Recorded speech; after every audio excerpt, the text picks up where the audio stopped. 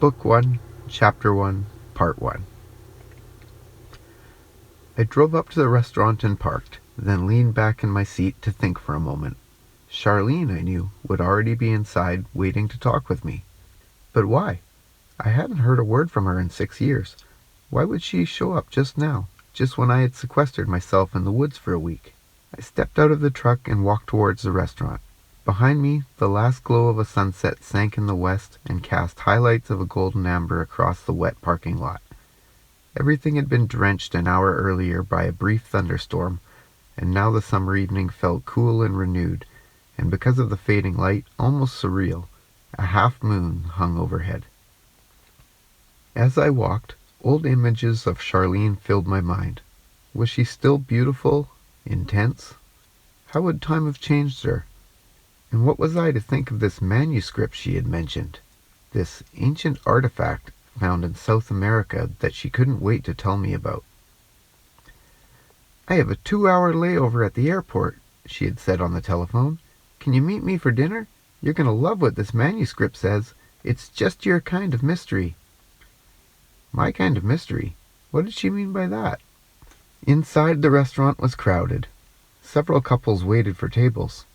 When I found the hostess, she told me Charlene had already been seated and directed me towards a terrace above the main dining room. I walked up the steps and became aware of a crowd of people surrounding one of the tables. The crowd included 2 policemen. Suddenly, the policeman turned and rushed past me and down the steps.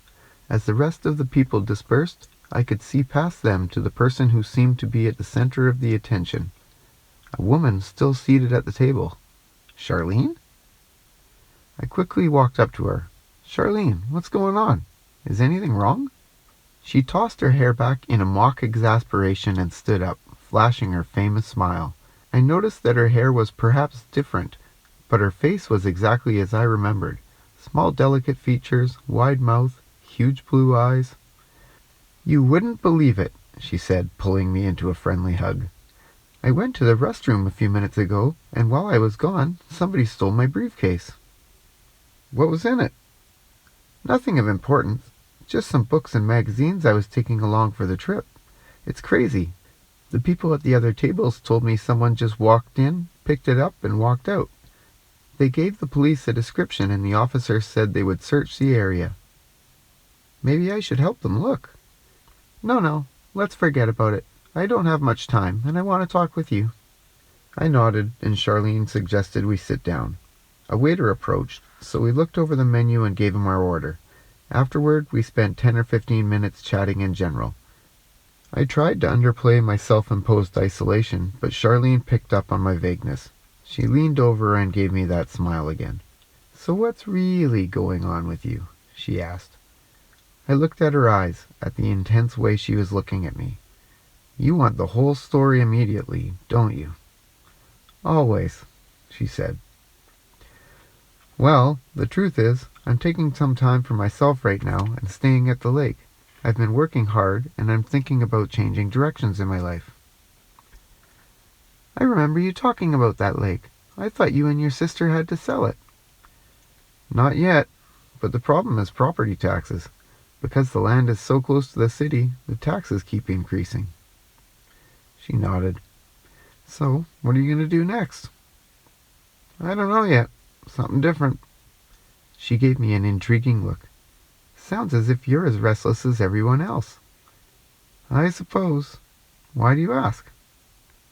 "It's in the manuscript." There was silence as I returned her gaze. "Tell me about this manuscript." She leaned back in her chair as if to gather her thoughts, then looked at me in the eye again. "I mentioned on the phone, I think, that I left the newspaper several years ago and joined a research firm that investigates cultural and demographic changes for the UN. My last assignment was in Peru. While I was there, completing some research at the University of Lima, I kept hearing rumors about an old manuscript that had been discovered, only no one could give me any of the details, not even the departments of archaeology or anthropology. And when I contacted the government about it, they denied any knowledge whatsoever.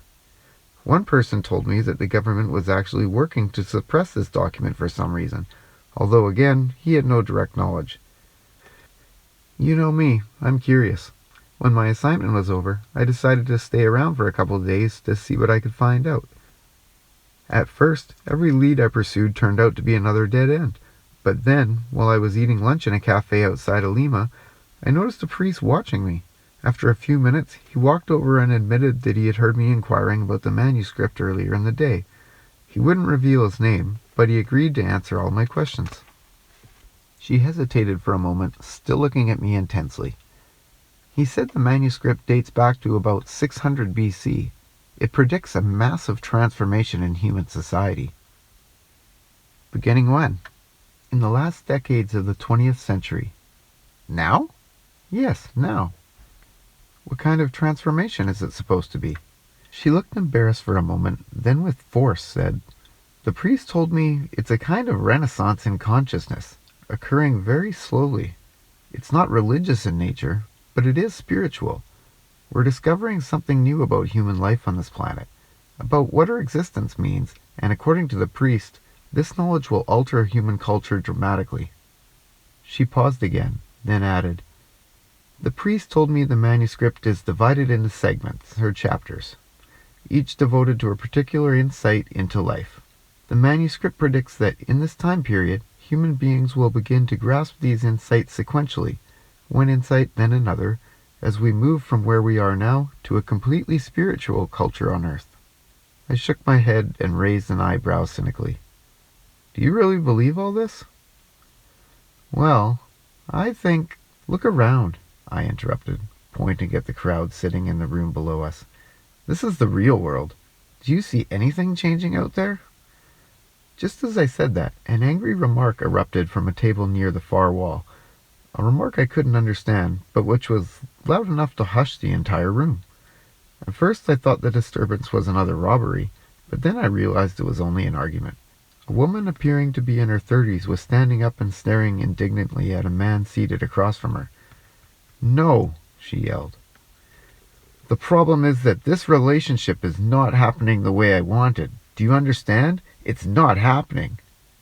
She composed herself, tossed her napkin on the table, and walked out. Charlene and I stared at each other, shocked that the outburst had occurred at the very moment we were discussing the people below us. Finally, Charlene nodded toward the table where the man remained alone and said, It's the real world that's changing. How? The transformation is beginning with the first insight, and according to the priest, this insight always surfaces unconsciously at first, as a profound sense of restlessness. Restlessness? Yes. What are we looking for? That's just it. At first we aren't sure. According to the manuscript, we're beginning to glimpse an alternative kind of experience. Moments in our lives that feel different somehow, more intense and inspiring. But we don't know what this experience is or how to make it last. And when it ends, we're left feeling dissatisfied and restless with a life that seems ordinary again. You think this restlessness was behind that woman's anger? Yes, she's like the rest of us. We're all looking for more fulfillment in our lives, and we won't put up with anything that seems to bring us down. This restless searching is what's behind the me-first attitude that has characterized recent decades, and it's affecting everyone, from Wall Street to street gangs. She looked directly at me. And when it comes to relationships, we're so demanding that we're making them near impossible. Her remark brought back memory of my last 2 relationships. Both had begun intensely, and both within a year had failed. What exactly are we doing to our romantic relationships? I talked with the priest a long time about this. He said that when both partners in a relationship are overly demanding, when each expects the other to live in his or her world, to always be there to join in his or her chosen activities, an ego battle inevitably develops. What she said struck home. My last 2 relationships had indeed degenerated into power struggles. In both situations, we had found ourselves in a conflict of agendas. The pace had been too fast. We had too little time to coordinate our different ideas about what to do, where to go, what interests to pursue. In the end, the issue of who would lead, who would determine the direction for the day, had become an irresolvable difficulty. Because of this control battle, the manuscript says that we will find it very difficult to stay with the same person for any length of time. That doesn't sound very spiritual. That's exactly what I told the priest. He said to remember that while most of society's recent ills can be traced to this restlessness and searching, this problem is temporary and will come to an end. We're finally becoming conscious of what we're actually looking for, of what this other, more fulfilling experience really is. When we grasp it fully, we'll have attained the first insight.